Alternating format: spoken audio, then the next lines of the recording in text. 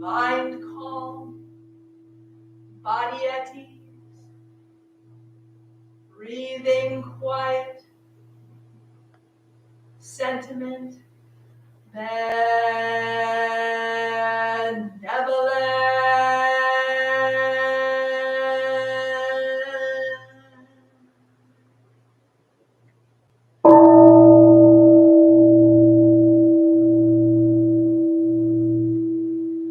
Dharma friends, sitting still in vital silence,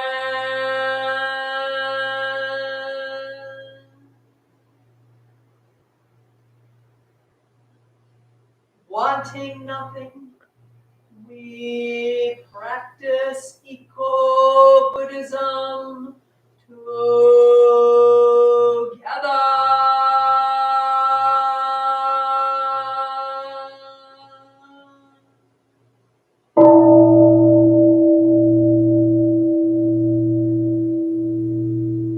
The sound of the temple bell booms for all to cease from conflict.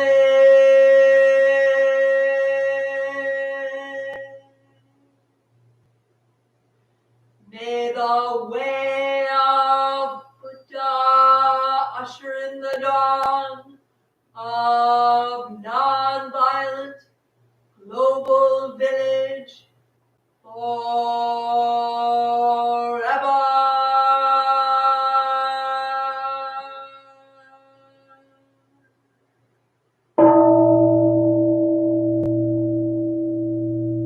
Here is the after sound of bell.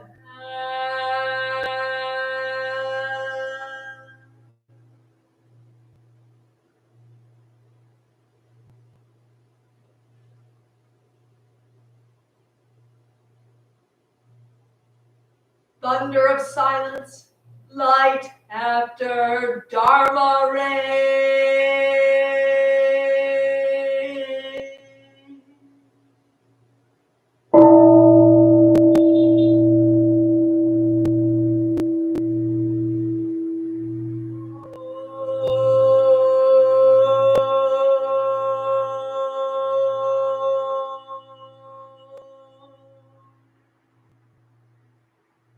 Amoga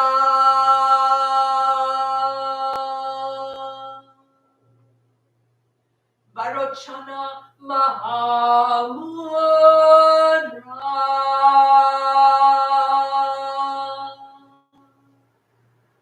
Mani Padme Jvala Pravartaya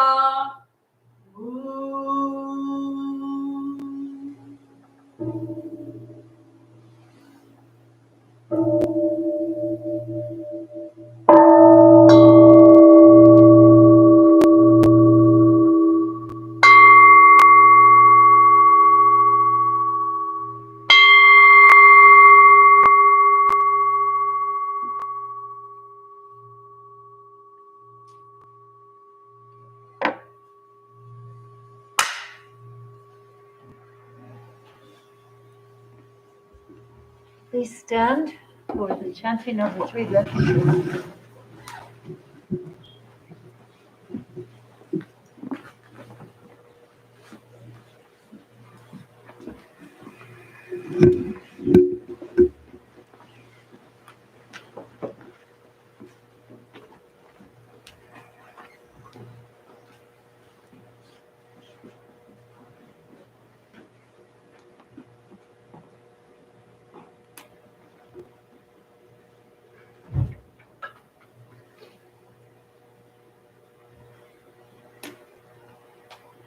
We'll chant first in Sino-Korean, which is in keeping with our tradition. Our founder came to the West from the mountain monasteries of South Korea. And then we'll do an English version of that. So please follow along and join in as much as you can, either by listening deeply, letting your sound be joined with that of others.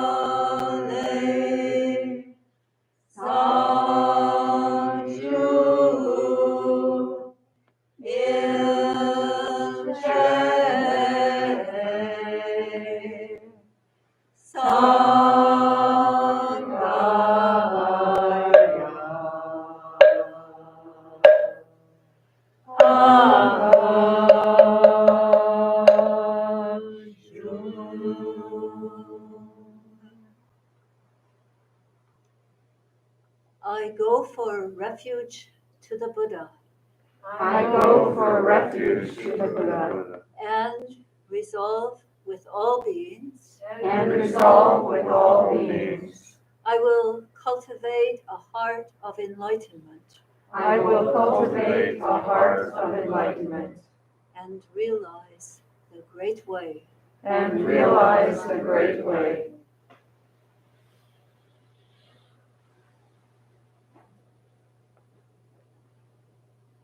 I go for refuge to the Dharma.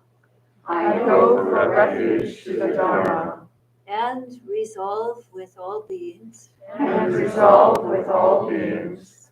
I will penetrate the teachings. I will penetrate the teachings. And uncover oceans of wisdom. And uncover oceans of wisdom.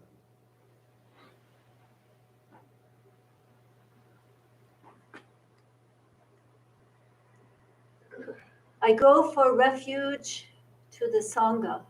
I go for refuge to the Sangha. And resolve with all beings. And resolve with all beings.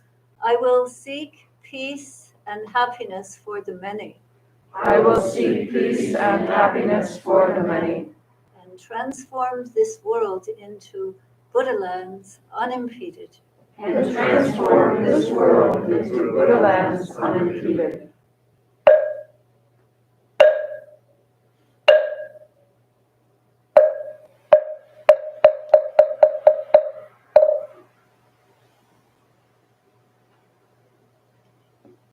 Please return to meditation for another 5 minutes before we continue with the Dharma talk and some liturgy.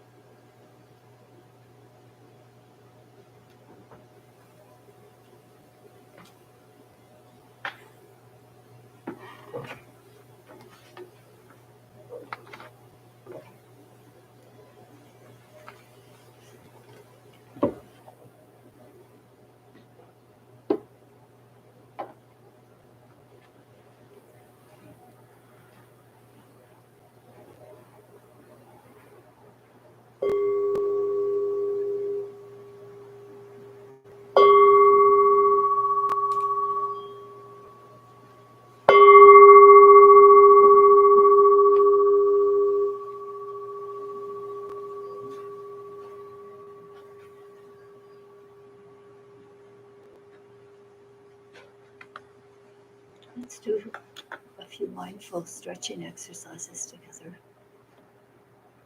Starting with just rubbing the hand. And then taking the fingers around the perimeter of the face near the hairline. Just pressing. Being fully present. And then the fingers on the top of the head at the front. Pressing deeply. And moving back. And over the back. Down to the occipital ridge. And right along under the occipital ridge. Press those fingers and lean into them.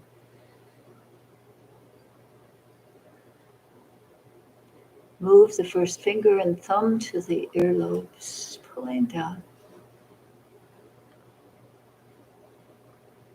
The knuckle of the right first finger under the nose.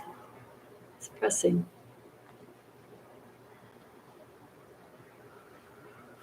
And then leaning forward. Chin back, eyes back. Stretching the spine. And then coming up. Reach. And fold forward.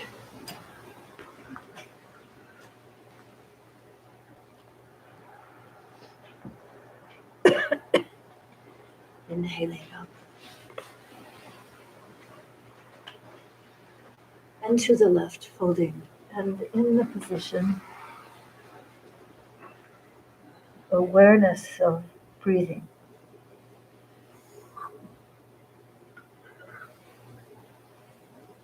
And inhaling up preciously. And exhaling the other side.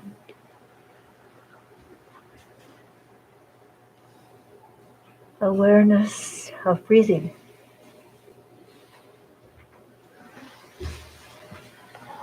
Inhaling up. Stretching.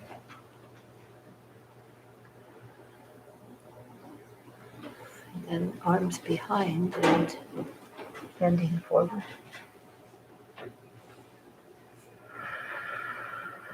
Again, feeling the aliveness of the breath throughout your body. Inhaling up, keeping the spine straight. Turn as far as you can around to the left. Chin around, eyes around. Slowly turn to the other side.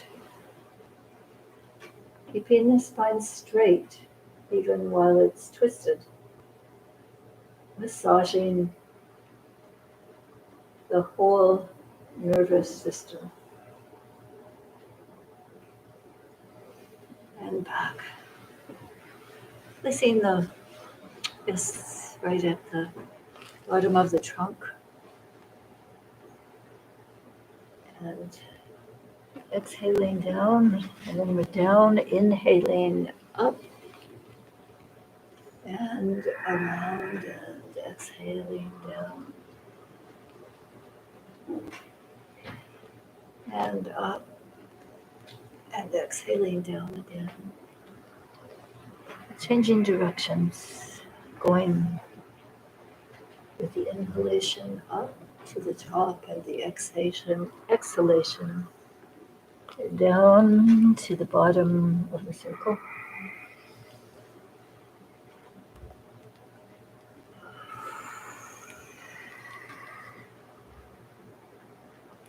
Coming up, put one arm under the other. So the hand is just under the armpit. Then lean so that the spine bends sideways. And again, the nervous system is massaged. Changing sides.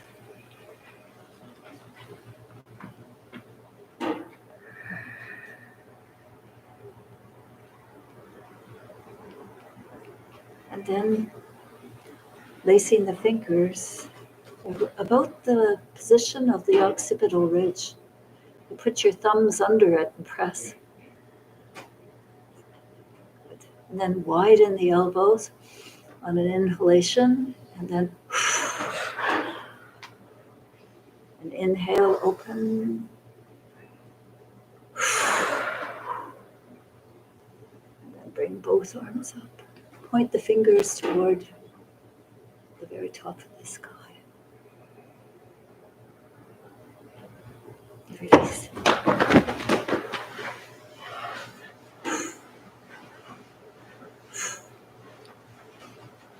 Lifting the shoulders and then releasing them.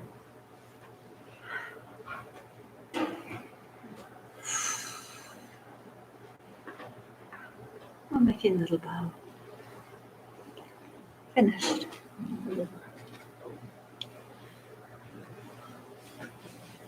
Feeling a little pressure? No? Yes. Plain? Yes. Thank you. So.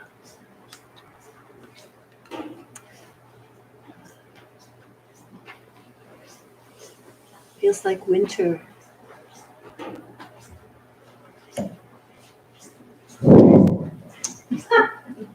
Feels like winter crashed back in the last couple of days.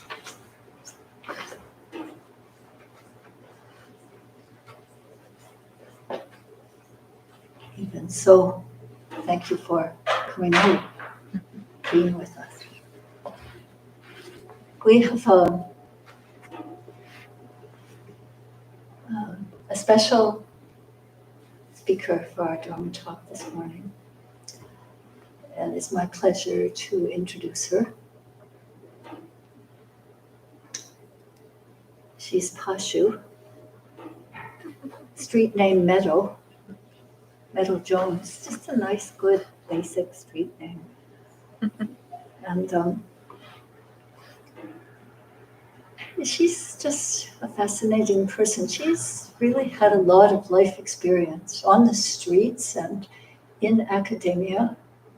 She's even got her PhD. But the thing this morning that how I would like to introduce her is that yesterday I saw her in Maum's bathroom, and she was sitting on the floor with the cupboard, which is under the sink, open, and replacing the J pipe in there. P-trap. Oh, sorry. I don't know so much about plumbing as she does. Replacing the P-trap. She arrived and she said, because she goes back home to her family there. And then she comes and stays at the temple for a month or two. And then she goes back home because her family really needs her to be present a lot. So she's back and she said, well, I need 2 days to relax. But then she's changing the P-trap.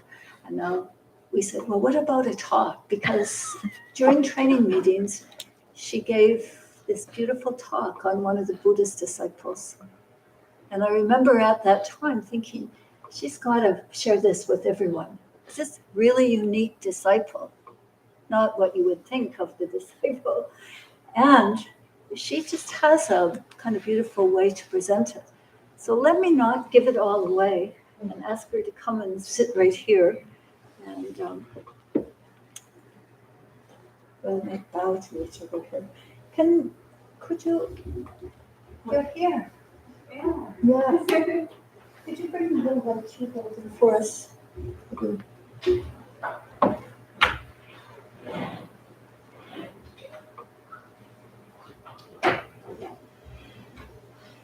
Yeah, right here. Am I going to sit on a cube? Well, she can do what she wants. You never know with somebody who knows plumbing. Okay. Thank you. Do you want me to put it on? How'd you? I'm not leaving that. Just Bye, Maju.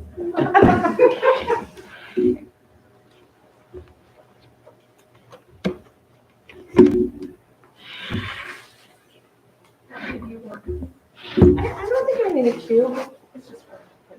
Oh, to put my notes on. Yes, great. Can you guys hear me? If I do this, can you hear me better? Yes. Okay, hi friends. I always forget that I have a PhD until someone reminds me of it, because I think most of our lives are made of doing things like changing the P-trap and learning what it's called while we're changing it. So that's what my time. It feels weird. Am I echoing? No. It's okay. All right. Well, again, hi friends. I'm a little nervous. Can everybody breathe in with me? Oh, that's great. Can we do it again? Okay.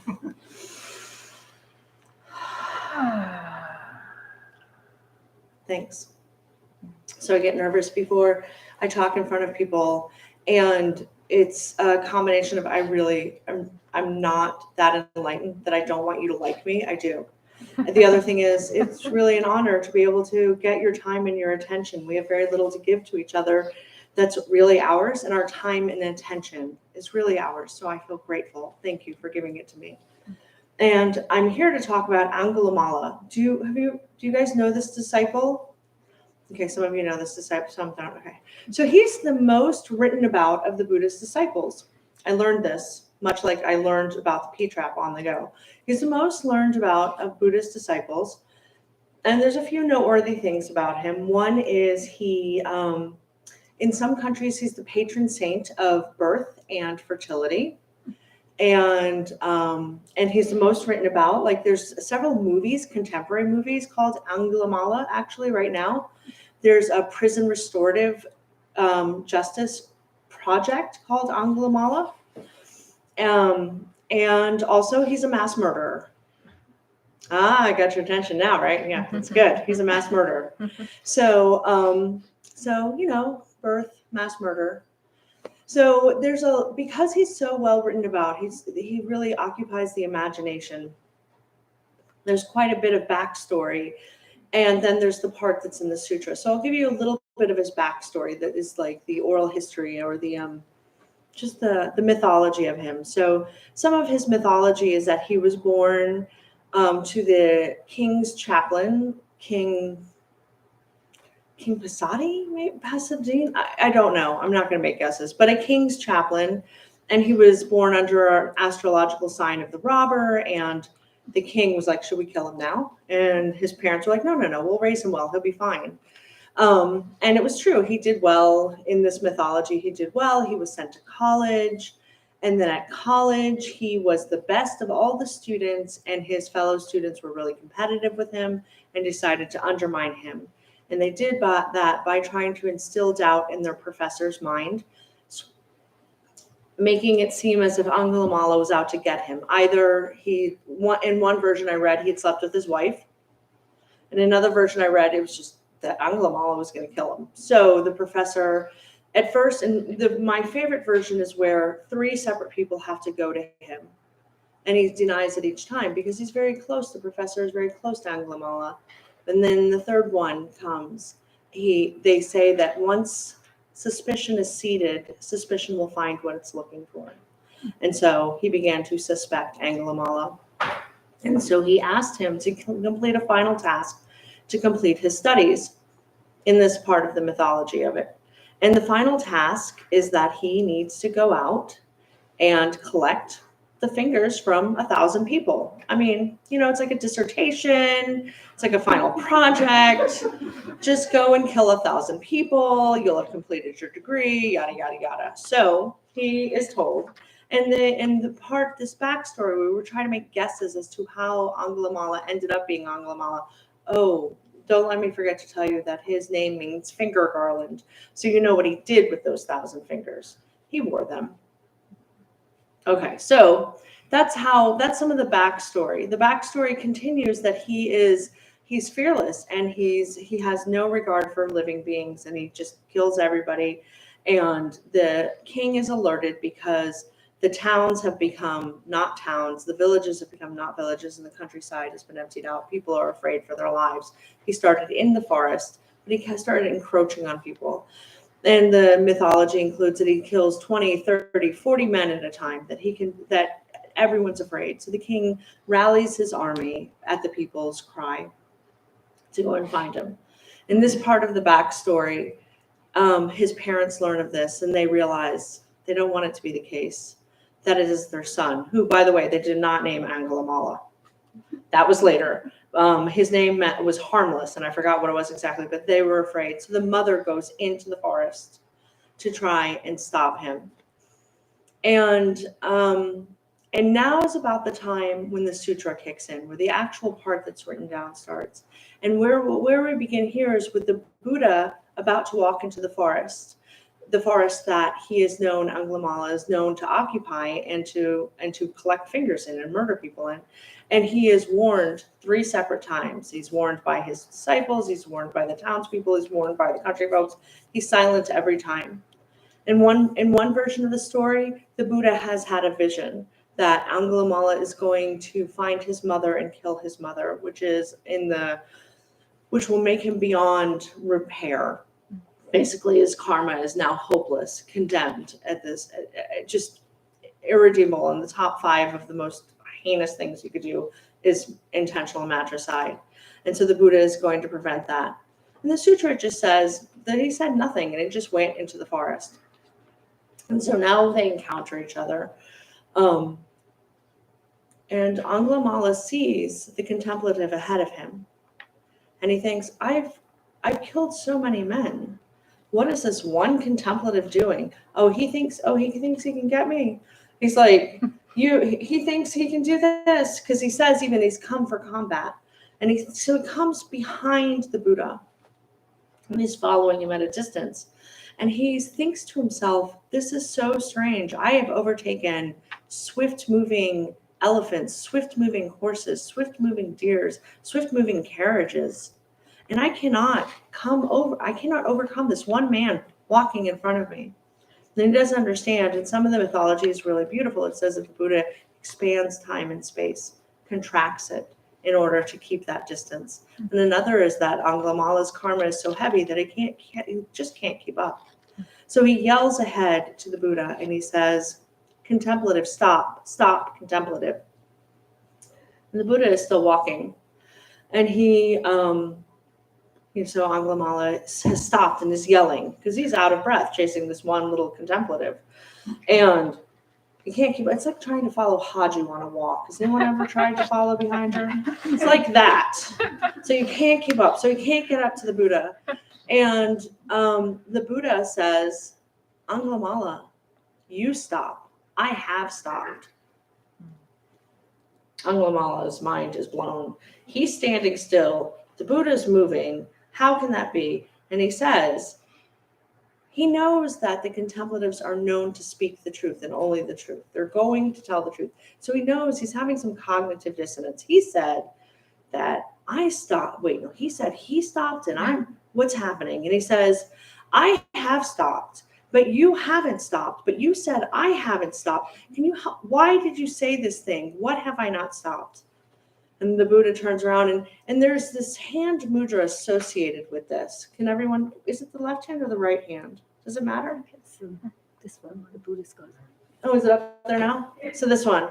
So apparently this mudra means I am not afraid, right? I don't know if it means like this space is mine. I've got this area, but this is I am afraid. So in the depictions, that hand mudra exists. And he says to Angulimala, I have stopped harming all things. I have stopped harming all living things, but you, Angulimala, are reckless with living things.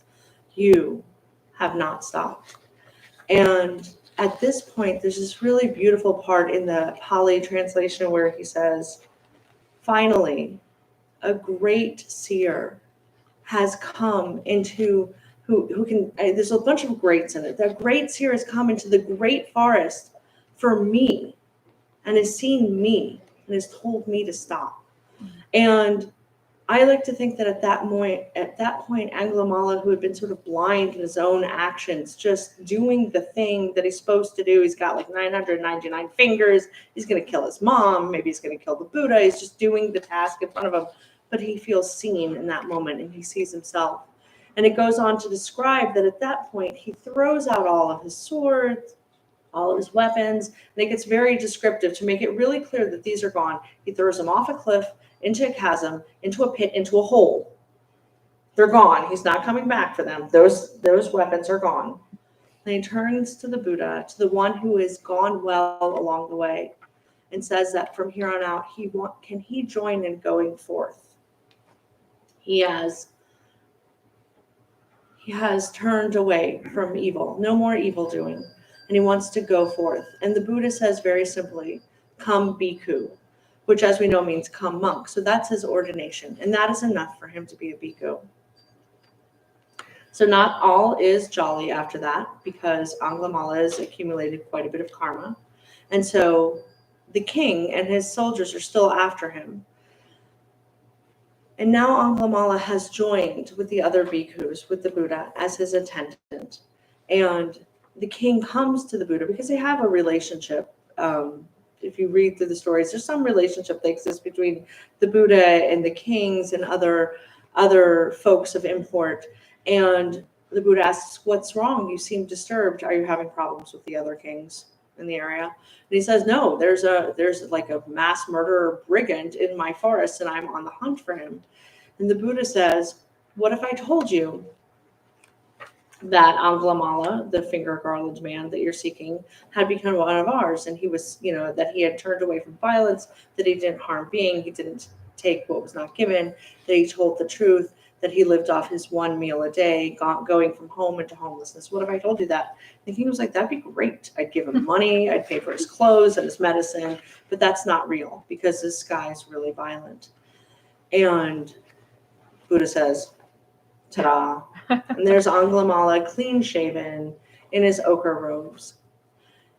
The king is afraid. The Buddha reassures him there's nothing to be afraid of now. Angulimala has lived amongst the other bhikkhus.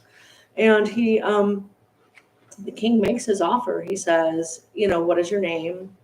And can I offer you these things? Can I offer to pay for your clothes, for your alms, for the necessities, for medicines, for the healing of your ailments? And Angulimala says, of his found garment robe, my triple robe is complete. I have what I need. So he continues on. But it doesn't actually end there. That is not enough it needs to continue some. He did quite a bit.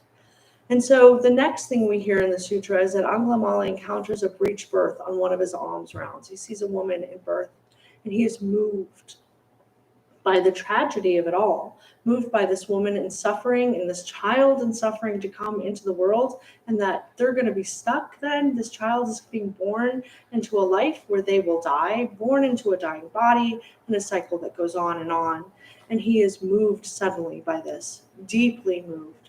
And I like to think that he couldn't have been moved by that until he stopped doing the harm, and that he couldn't stop on his own. He needed help. So he goes back to the Buddha and he says, what can I do for this woman? Which I think of as a kind of amends. What can I do? And the Buddha says, you can go to her, and through a truth act, which was believed to be able to shape the universe, to speak the truth exactly as it is powerful. And so he says, give her this speech, this truth act, and tell her that since I was born, I have harmed no living beings. And Angulimala corrects the Buddha and says, that's not true. I have harmed many living beings. And the Buddha corrects himself and says, since my noble birth, I have harmed no living beings. And by this truth, so Angulimala goes and says, since my noble birth, I have harmed no living beings. And by this truth, may you be well, and may your unborn child be well. And it says she was well and her unborn child was well. So he was beginning to repair some of that karma a little bit. First by stopping, then recognizing the empathy.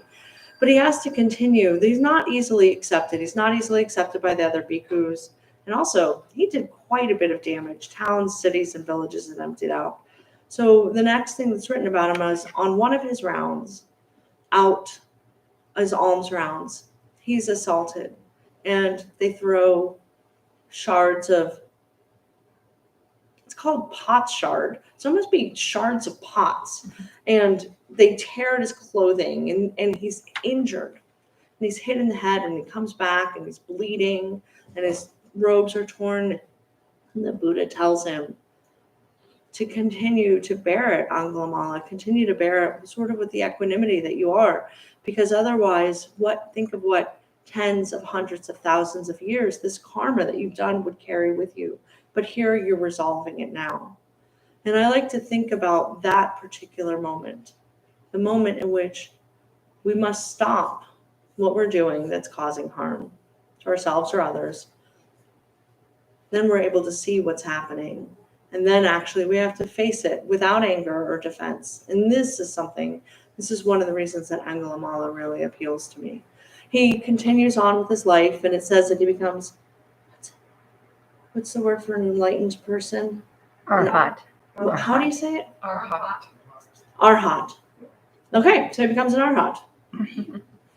And he lives out his days happily.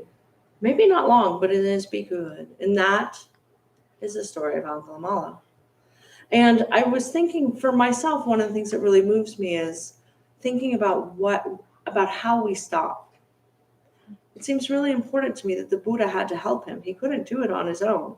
Left to his own devices, he thought he was doing a great job. He's collecting fingers. He's got them attached to a necklace. He's doing the task as it was assigned. And someone pointed out that you may be good at that, but it might not be right to do. And then he begins, once we stop, then we begin to see. But he also couldn't fully repair it without community. It's with others, with a teacher and with others, that he begins to make these repairs, which may not be able to be entirely repaired, but he can, in fact, become an Arhat. So that's the story.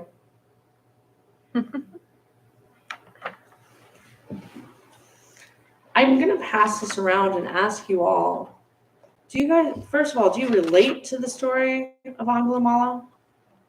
You do? Do you think of things where you have needed to stop and maybe someone else had to help you see it? Or even what it means to stop, or things where you've needed community? Does anybody want to share about that with me? Yeah, is that you? Yeah, thank you.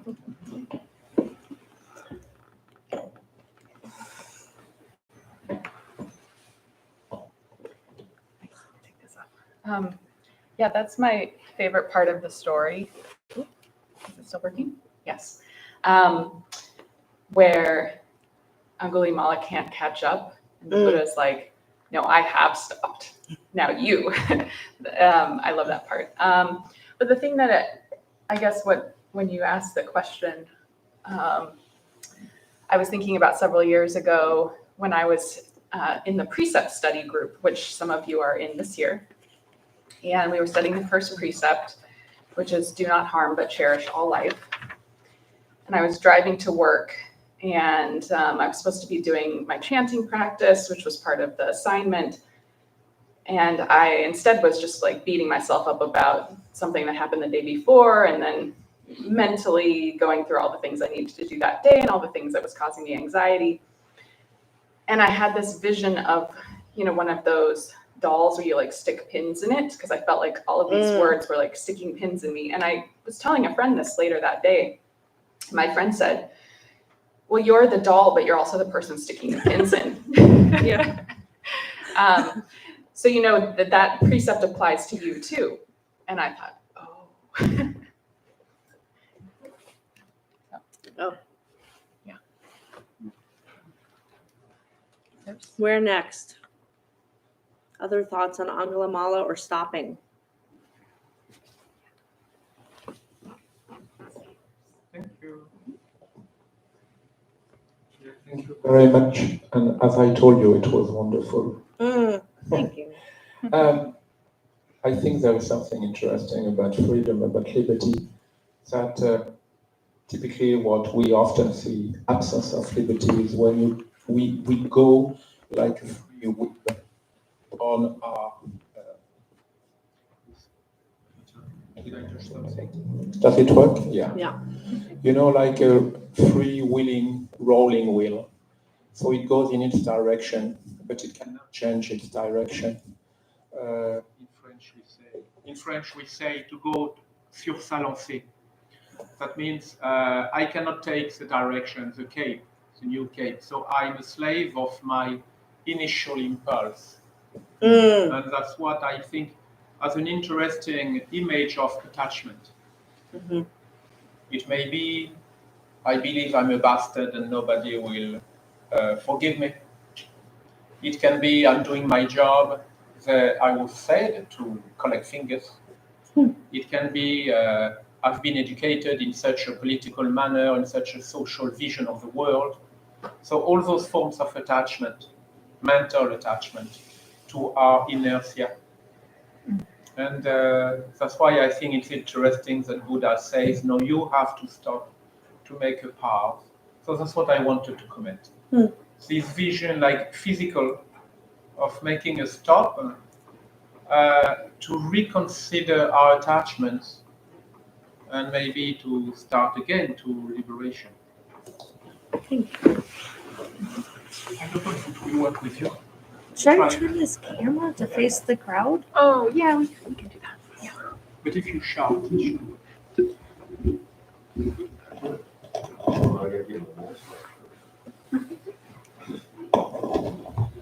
I think when you asked the question, what was it you had to stop? What did you need community to help you for?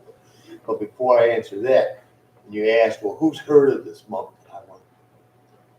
But then as soon as you said, and the king said, should we kill him now? And I remember having read all about him and being very interested in him. I just couldn't remember his name. Yeah, I had to stop what I guess I would call slowly killing myself, slowly committing suicide, drinking too much. And so the community, Recovery Dharma and AA have both helped in maintaining that. And the Sangha here. So that's what I was thinking about. What was it you had to do what do you have to stop? And, where did you need community? And that's what came to me. Thank you.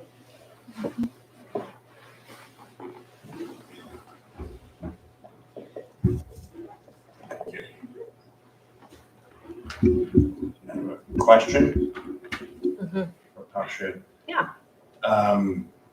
When I've become familiar with his story, and through the temple here and through you, and I still don't like him, and I guess sometimes I think that I'm like those villagers that are throwing stuff at him, and then I hear about the Buddha saying, I can't stop the old karma. I can only help you not create any new karma. The old stuff is going to fly at you, and you're experiencing the 1,000 years of hell now that you would have been doomed to. But if he were a bank robber, I guess it would be easier for me to think that he can be reformed by practice. But I have to have faith in the story and faith in him. So how could you help someone like me who still has prejudice against a murderer, and so that I can appreciate his life after he's done?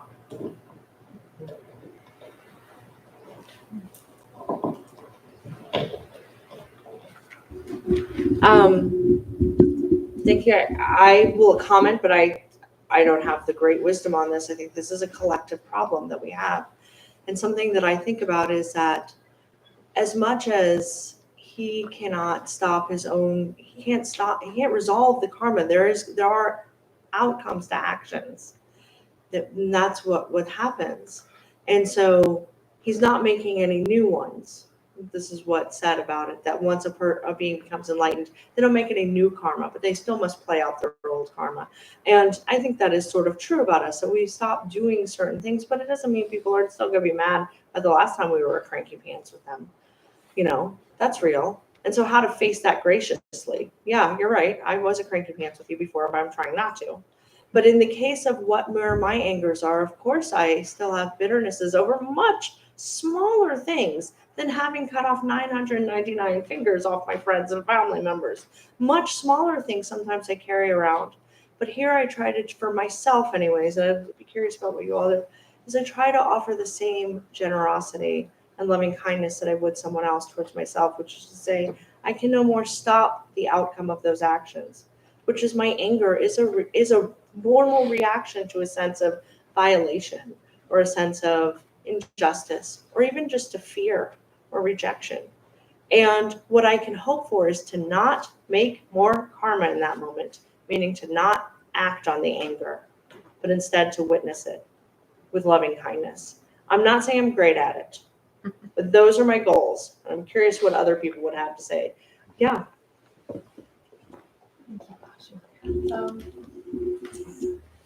One of the versions of this story that I love the most has the monks themselves going to the Buddha and saying, we don't want him here. Don't you understand? We're afraid. We feel threatened.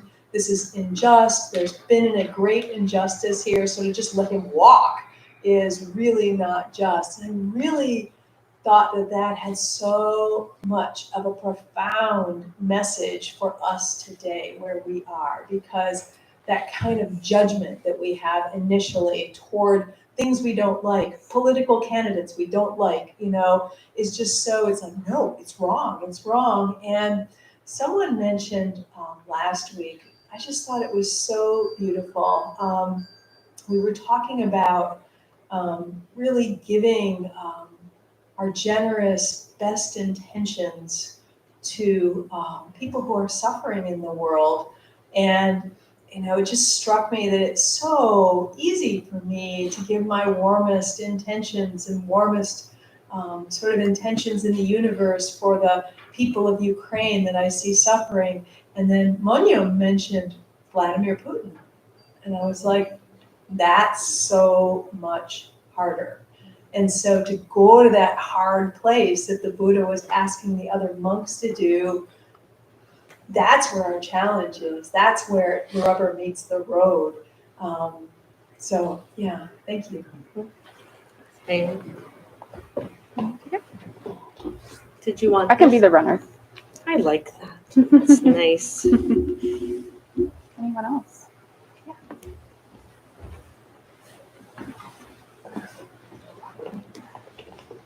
The story made me think of session I had with my therapist recently.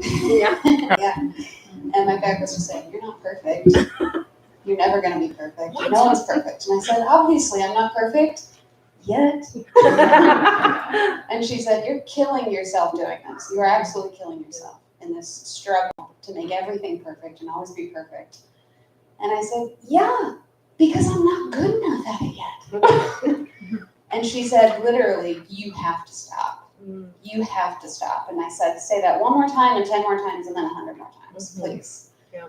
And I think that this story really resonated with me because I think we're all cutting off fingers. And ultimately, I'm not literally cutting off fingers, but in my struggles to be so perfect that I can craft this incredible experience for the people around me and always say the right thing, always do the right thing, they see that and see that they're not good enough. Which is, just as bad. I might as well be cutting off their fingers. Mm-hmm.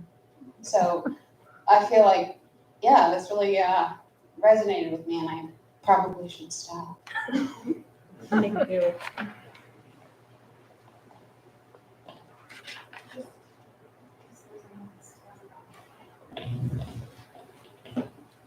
You want me to do it?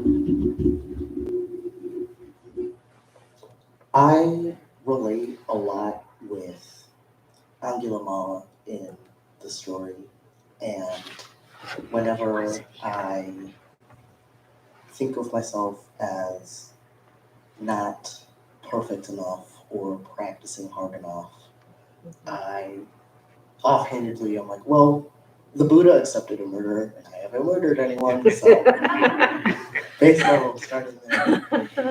But the restorative justice that this story displays, and that we are born again in each moment, that we choose to be awake and choose to notice that birth, shows that we can begin again and forgive ourselves again and allow ourselves second, third, fourth, 999 chances for each of the fingers on our necklaces.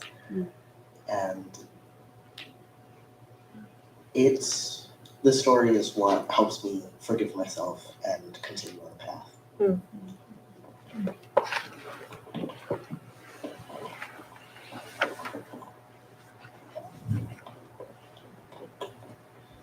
What position?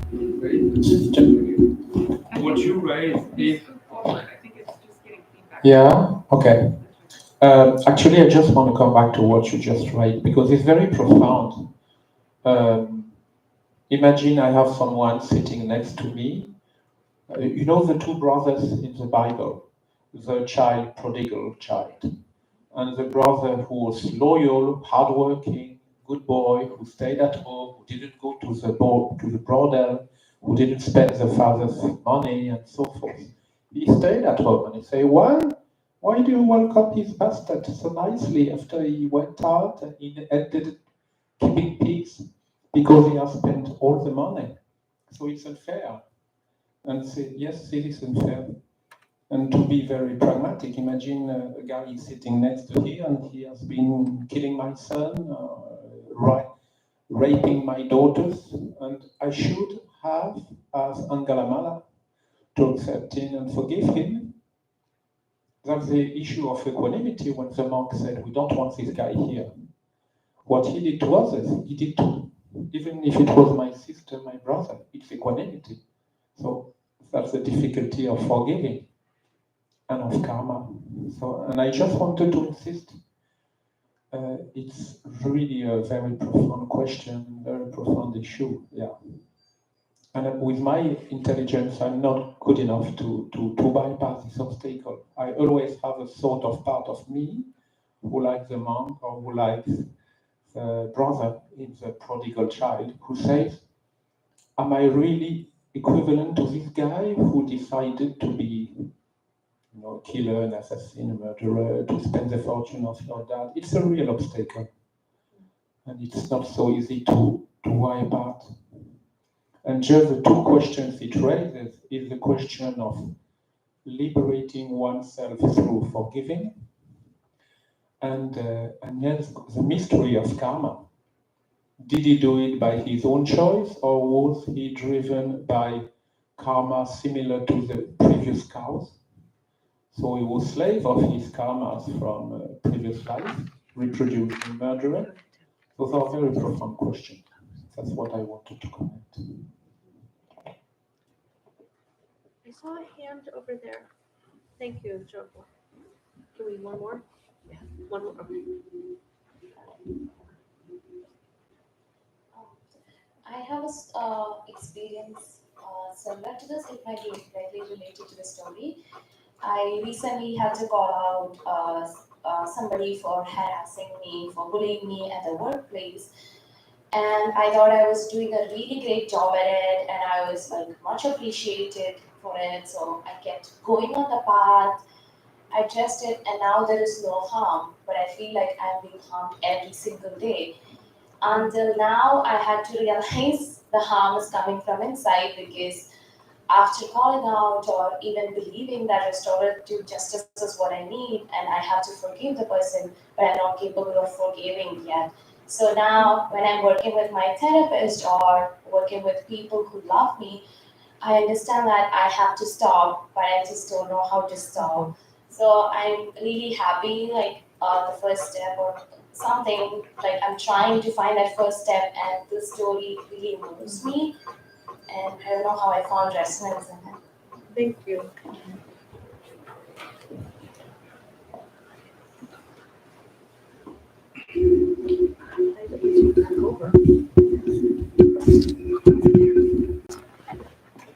I think it's Haji time. Happy time?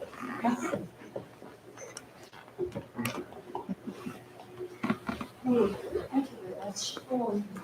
Thank you all for your kind attention. Yeah, thanks everyone for kind of being here with this story, because it's a tough one and also demands a lot of pondering and I think discussion, so we can really hear each other. It's about hearing each other, I think. And then learning some ways to stop, which is what a lot of our Buddhist practices are about. Seeing clearly so that we can stop. Unfortunately, time speeds by, and we have a preparation for a good death group coming up in 15 minutes next door. So maybe you can have a few words if you'd like to continue the conversation in the foyer.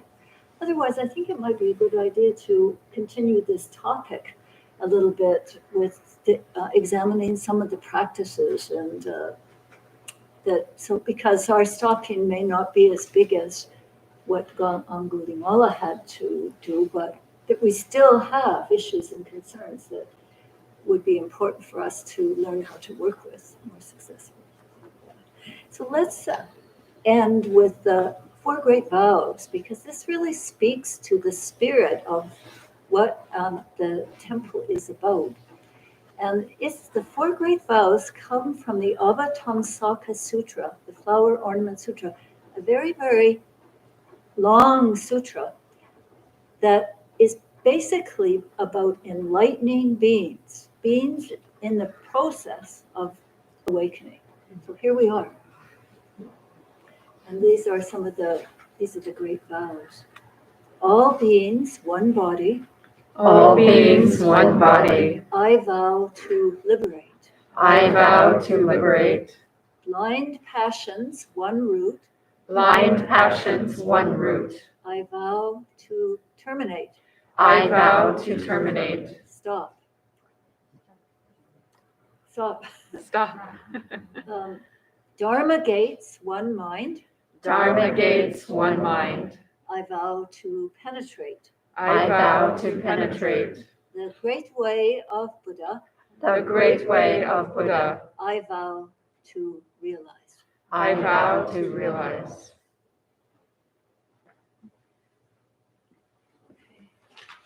So I'm going to turn this over to Magamak, who's going to give some announcements. And Mom, would you be the greeter at the door? I'm going to go over to open our door next door for the next session. People, good to see you all this morning. And it's nice to see you back with us very much. Okay, good morning, everybody, and welcome. And we have a lot of people who are here for the first time. So if you guys have questions, you can ask any of us wearing the gray after the service this morning, and we will try to answer your questions. And also, you can pick up a copy of our temple calendar, the spring schedule, available in this festive spring green color on the table right out here. There's a new one that's golden. There's a new one that's golden. Okay. All right. So enough of that. Also, if you're interested in getting our email bulletin, there's a sign-up sheet on the table in the entrance hall where you can get our weekly email bulletin and find out about things that are more up to date than on that. And so at the temple, we offer a couple of courses. We have an introductory meditation course. It meets for 5 consecutive Thursday evenings. And this is how I started. It gives you some good advice on meditation, the basics of Zen, everything ranging from postures for meditation, which are actually pretty important as far as like minimizing the physical pain or stiffness that you might feel when you try to meditate, all the way up to how to expand time and space like the Buddha did when he was being pursued by the finger garland. No. At least we can learn how to stop and how to achieve concentration and how to achieve stillness.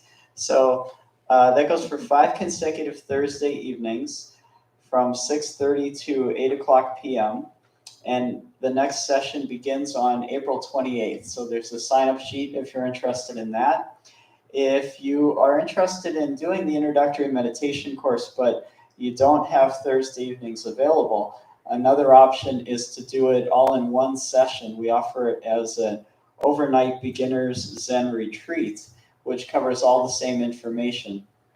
So the next one of those is being offered on Friday, May 20th from 7 p.m. until Saturday, May 21st at noon. And there's a sign-up sheet for that as well. We offer yoga classes on Tuesday evenings.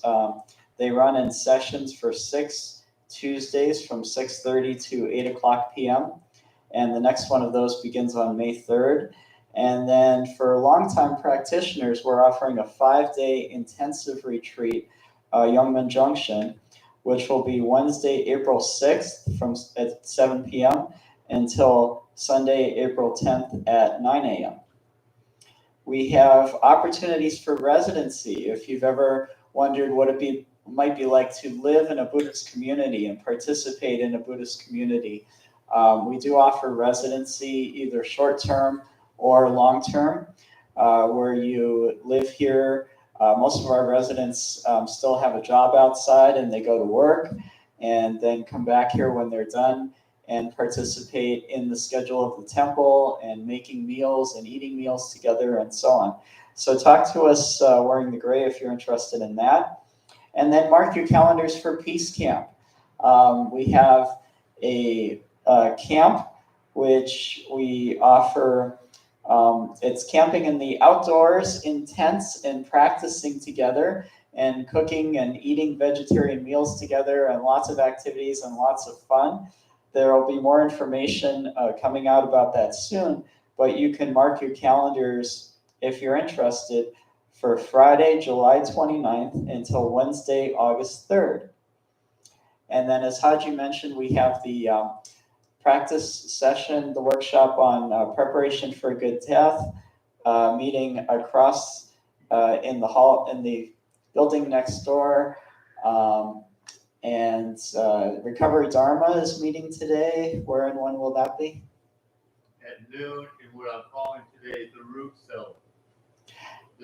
The entrance is right there. Okay, at noon in the root cellar, so that's right downstairs. Are there other groups that are meeting today? What happened? Say it again, Mike. That's Recovery Dharma at noon.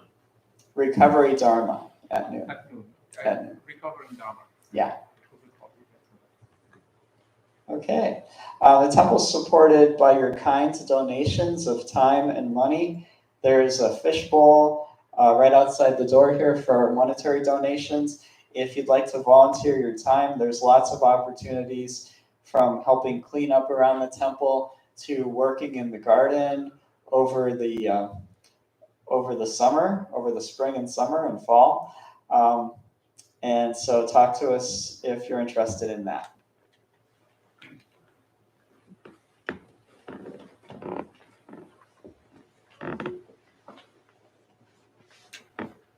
So if you could stand, please, facing the altar and join me in 3 formal vows.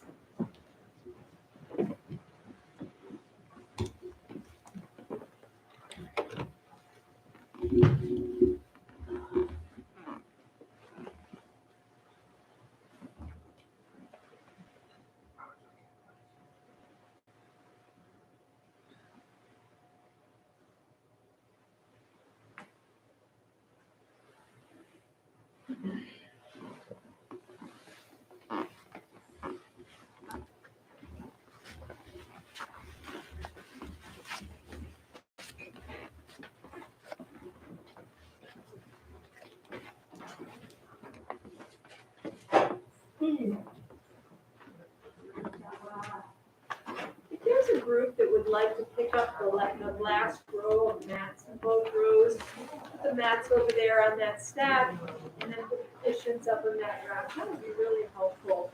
We don't have as many people who want to be in service.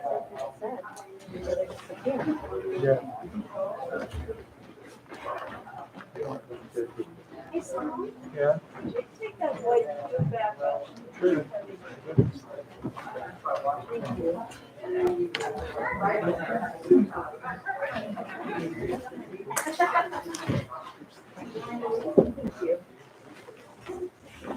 Thank you so much, you all.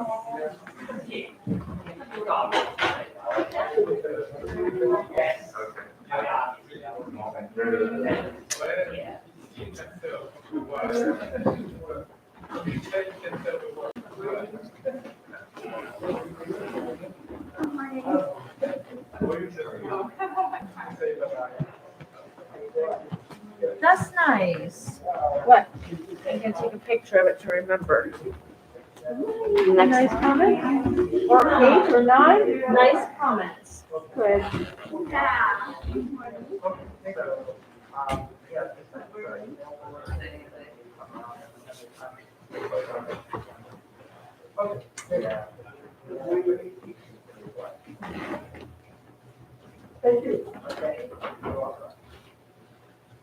Thank you all so much for your help pulling these together. It'll make it so much easier later.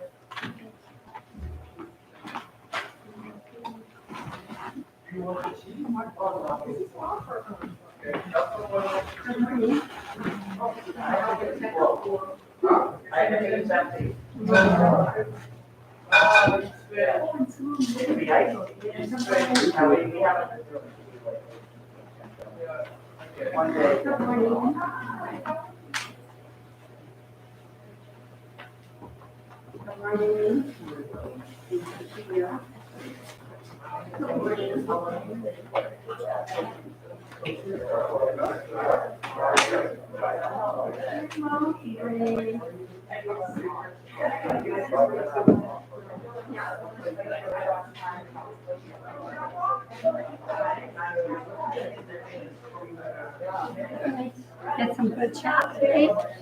Yeah, I just heard that.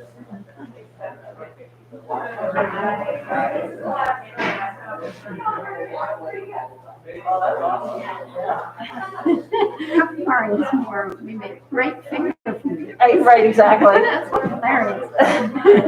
That is funny stuff. I think I got a picture of it just now. All right, very good. We make great finger food. Oh, no, I didn't get that. I need the one that says we make. Very good. All right, there it is again.